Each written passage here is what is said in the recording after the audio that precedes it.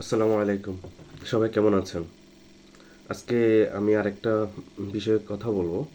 আমার জীবনের কিরগিজস্তানে থাকা বিষয়। ভিতরে একটু অন্ধকার, চার্জার লাইট জ্বালিয়েছি, কারেন্ট থাকে না। রমজান মাস, গতকালকে 18-19 ঘন্টা ছিল না। পুরো গ্রাম অন্ধকার। তো যে বিষয়টা নিয়ে কথা বলবো, ইন্টারেস্টিং বিষয়, সেটা হচ্ছে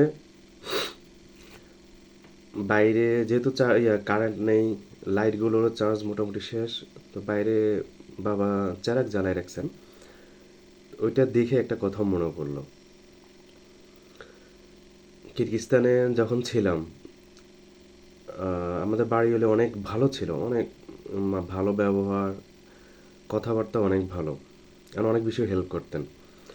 তো আমি যখন প্রথম কিরগিজস্তানে যাই, বিশকেকের পলিটেকে, সাইমের সাথে ছিলাম।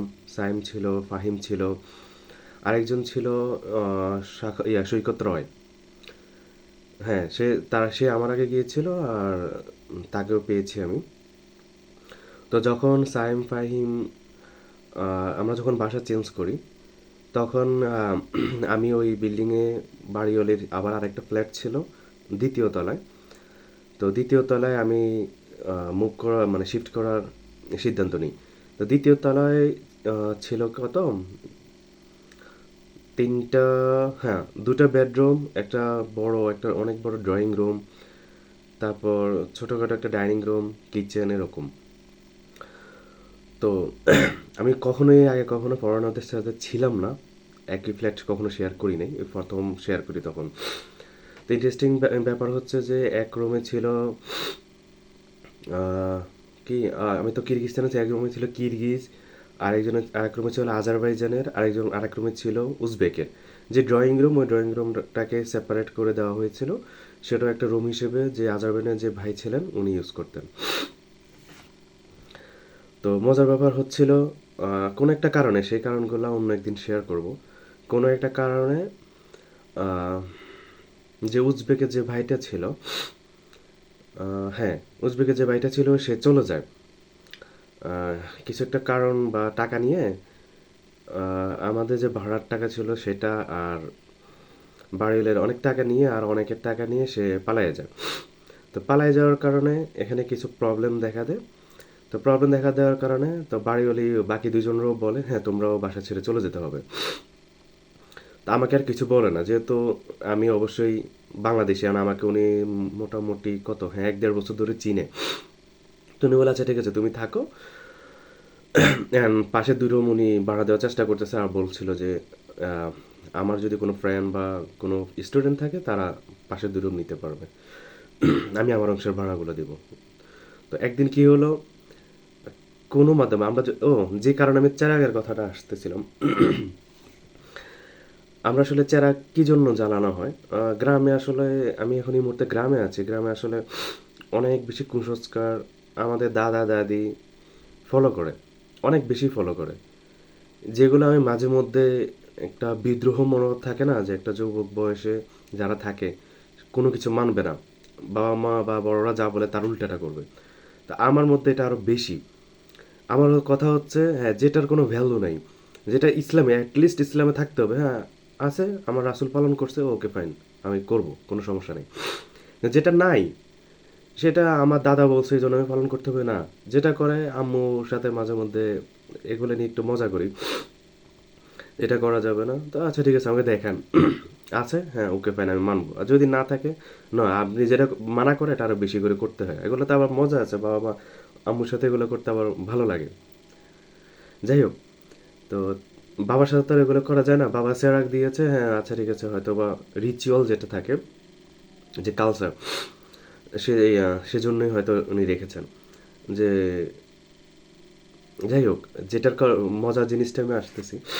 তো কিরগিজস্তানে কি হলো, আহ, পাশের যে আজারবাইজান ওই ভাইয়ের একটু প্রবলেম হয়েছে, আর ওই প্রবলেমগুলো অন্য একদিন শেয়ার করি, যে আহ, একদিন হুট করে দেখি যে আমাদের বাড়ি হলে কি করেছেন, একজন তান্ত্রিক টাইপের যে একটা লোক থাকে না, এমন একজন মহিলাকে নিয়ে আসছে। তো ওই মহিলা পুরো ঘরে, আমার রুম থেকে শুরু করে সব ঘরে ঘুরলো, পানি ফোঁড়া ছিটালো, অনেক কিছু করছে, আবার মাথায় কাপড় দেওয়া আছে। আহ, হ্যাঁ, মাথায় কাপড় দেওয়া ছিল। সে আসলো, আসার পরে সে কিচেনে চেরাগের মতো কিছু করে কিছু জিনিসের মধ্যে আগুন জ্বালাইছিল। আচ্ছা ঠিক আছে, জ্বালাইছে, ভালো কথা। জ্বালানোর পরে তখন আমি বুঝছি যে হ্যাঁ, কোনো কবিরাজ টাইপ কিছু। উনি আবার ইসলামিক কথা বলতেছিল। ওরা রাশিয়ান ভাষা বা কিরগিজ ভাষায় কথা বলতেছিল দুইজনে, কিন্তু আমি তো বুঝতেছিলাম যে না, ইসলামিক কিছু কথা বলতেছিল। তো আমি বাড়িওয়ালাকে জিজ্ঞেস করতেছিলাম যে কি হয়েছে, যে কি কি সমস্যা। তো বলতেছে না, এই ঘরে বা এই ফ্ল্যাটে কোনো একটা অশুভ শক্তি আছে। আচ্ছা ঠিক আছে, ফাইন। তাই আমি বললাম যে আচ্ছা ঠিক আছে, আমি তো রুকের কিছু ব্যাপারগুলো আমি জানি, তো আমি দোয়া দরুদ পড়ে নিব, সমস্যা নেই। এরপর ওই মহিলাকে জিজ্ঞেস করছে, বলে হ্যাঁ, তাদের ছবি, তাদের নাম, আর আমি তো সামনাসামনি বুঝতেছিলাম আমার ছবির দরকার নেই, আমার নাম জিজ্ঞেস করছে। ওকে ফাইন, দেখলাম। দেখার বলতেছে হ্যাঁ, তারা দুইজন খুবই খারাপ, তারা ভালো লোক না, তাদেরকে ইমিডিয়েটলি ঘর ছেড়ে দিতে হবে। তাই আমি বললাম তাহলে আমার ব্যাপারে কি বলছে। তো বলে না, তুমি খুবই ভালো লোক, তুমি খুবই নামাজ কর্ম পড়ো, তুমি খুবই ফরেজগার লোক, তুমি থাকতে পারো, কোনো সমস্যা নেই। আমি মনে মনে হাসতেছি যে একটা তান্ত্রিকের কথায় আমি কেমন না কেমন, সে আমাকে চিনেও না, জাস্ট এই ফার্স্ট টাইম আসলো, 10-20 মিনিট হলো, সে আমাকে জাজ করে ফেলছে। তো হয়তো সামনাসামনি সেরকম বলবেই, তো সেগুলো নিয়ে আমি মনে মনে হাসতেছিলাম। তো ব্যাপারটা হলো, সে চারা কিছু রুমে জ্বালাই দিয়েছে, আর বলছে ও যে 2 রুমে ওরা ছিল ওই 2 রুমে জ্বালাই দিছে, আর হচ্ছে কিচেনে। তো বললো যে হ্যাঁ, ওই চারাগুলা যাতে না নিবে, তা আমি এগুলো খেয়াল রাখতে হবে, ওগুলো নিবলেও যাতে আমি জ্বালাই দিই, আমি শেষ হওয়া পর্যন্ত, যে ভিতরে যে জ্বালানিটা থাকে ওই জ্বালানি শেষ হওয়া পর্যন্ত যাতে জ্বলে। তো ইন্টারেস্টিং ব্যাপার আরেকটা হলো যে ওই মহিলার, হ্যাঁ, সবগুলো আঙ্গুলে ছিল কি দেওয়া, নীল পালিশ দেওয়া। তো এটা দেখে তো বোঝা যায় যে কেমন ধার্মিক কবিরাজ। তো বিষয়গুলো তো আমার আগে থেকে জানা ছিল যে এরকম কিছু ভণ্ড থাকে, তো মাঝখান দিয়ে হয়তো আমার বাড়িওয়ালির টাকা মেরে নিছে আর কি,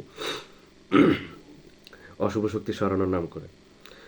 যাই হোক, এগুলো হচ্ছে ম্যাটার, যে সারা বিশ্বে আসলে অনেক কিছুই সেম, যেগুলা আমরা মনে করি না, কিছু কিছু ক্ষেত্রে মনে করি না আমাদের বাঙালিরা খুবই খারাপ, সাউথ এশিয়ান লোকরা খুবই খারাপ। তো আমি ওই বাসা ছাড়ার পরে আরও 6 মাস না 8 মাস আরেকজন কিরগিজের সাথে ছিলাম, খুবই ভালো লোক ছিল, আমার মতো সেম এজ অ্যান্ড একই বছরে জন্ম। উনি আবার হচ্ছে আহ, কি করতো, কোডিং করতো, প্রোগ্রামিং করতো, ইঞ্জিনিয়ারিং লাইনে ছিল। তো ওনার সাথে অনেক ভালো বন্ধুত্ব, ওনার ব্যাপার নিয়ে অনেক ইন্টারেস্টিং গল্প আছে, ওটা অন্যদিন শেয়ার করব। ওনার ফ্যামিলি, ওনার বাবা মা বোন সবার সাথে ভালো সম্পর্ক হয়ে গেছিল। তো ওনার সাথে উনি অনেক ব্যাপারে গল্প বলতো, রাশিয়ার ব্যাপারে, তারপরে হচ্ছে বাংলাদেশে মনে আছে ডেস্টিনির ব্যাপারে, কিরগিস্তানে থেকে শুরু করে ডেস্টিনিতে সব জায়গায় সারা বিশ্বে বিদ্যমান। তো ওনার কাছে থেকে আমি অনেক কিছু শিখছি, বলতে কি অনেক অনেক কাহিনী বলছে, তখন আমি আমার কাছে রিয়েলাইজ হয়েছে যে না, বাঙালি খারাপ এ কথা না, আমাদের হিউম্যান নেচারটাই এমন, সারা বিশ্বে সব সেম। আমরা অনেকে বলি না যে আমেরিকায় অনেক শান্তি আছে, কোথাও শান্তি নেই। কারণ আমাদের হিউম্যান নেচার হচ্ছে কি, আমরা সব সময় আমাদের একটা দুশ্মন থাকতে হবে। যদি আমরা ধর্ম দিক দিয়ে বিবেচনা করি, হিন্দু মুসলিমদের দেখতে পারে না, মুসলমান এদের দেখতে পারে না, ইহুদি খ্রিস্টান, মানে প্রত্যেকে, কারণ কি আমরা নিজেরা ভালো, অন্য খারাপ, এটা ধরতে হবে। এবার যখন জাতীয়বাদের দিকে আসি, বাংলাদেশিরা ইন্ডিয়ান বা পাকিস্তানি দেখতে পারে না, মানে আমাদের একটা দুশ্মন থাকতেই হবে, এটা হচ্ছে হিউম্যান নেচার। দুশ্মন থাকলে তখন কি হয়, আমরা ইউনিটির মধ্যে থাকি। এখন আপনারা হয়তো বলবেন আর দুশ্মন থাকলে ইউনিটি, এটা কীভাবে সম্ভব? হ্যাঁ, দুশ্মন থাকলে ইউনিটির মধ্যে থাকা, এগুলো অনেক বড় বিস্তারিত ব্যাপার, এগুলো নিয়ে অনেক কথা আছে, অনেক ইন্টারেস্টিং কথা আছে। ওই কিরগিজ ভাই আমাকে এত কিছু রিয়েলাইজ করেছেন, বলার মতো না। সারা বিশ্বের মানুষ ভালো আছে, খারাপও আছে। অ্যান্ড একটা জাস্ট এক লাইনে একটা কথা শেষ করি, ওই কথার সামারি যেটা, যে এই জন্যই আমাদের ইসলাম ধর্মে কি হচ্ছে, আমাদের একজন শত্রু নির্ধারণ করে দেওয়া হয়েছে, সেটা হচ্ছে শয়তান। তাহলে কি হবে, আমরা ভাই ভাই, মুসলমান সবাই একসাথে থাকবো। যদি আমরা শয়তানকে শত্রু মনে না করি, তাহলে আমরা সুন্নি শিয়া বিভিন্ন দলে বিভক্ত হয়ে যাব, মুসলমান কখনোই এক হতে পারবে না, যদি না আমরা বাইরের কোনো শক্তিকে আমরা শত্রু মনে না করি। অবশ্যই ওদের শত্রু মনে করলে হ্যাঁ, সে আমাদের সবার কমন শত্রু, তার বিরুদ্ধে লড়তে হলে সবার ইউনিটি থাকতে হবে। এভাবেই আল্লাহ তালা আমাদেরকে, কারণ আল্লাহ তালা আমাদের বানাইছেন, আমাদের সাইকোলজি অবশ্যই বোঝেন। যাই হোক ওগুলো নিয়ে ডিটেলসে অনেক অন্যদিন ব্যাখ্যা করব। তো ভালো থাকবেন। আজকের ওই চেরাগটা দেখে ইন্টারেস্টিং কথাটা বললাম। ইনশাল্লাহ পরে কথা হবে।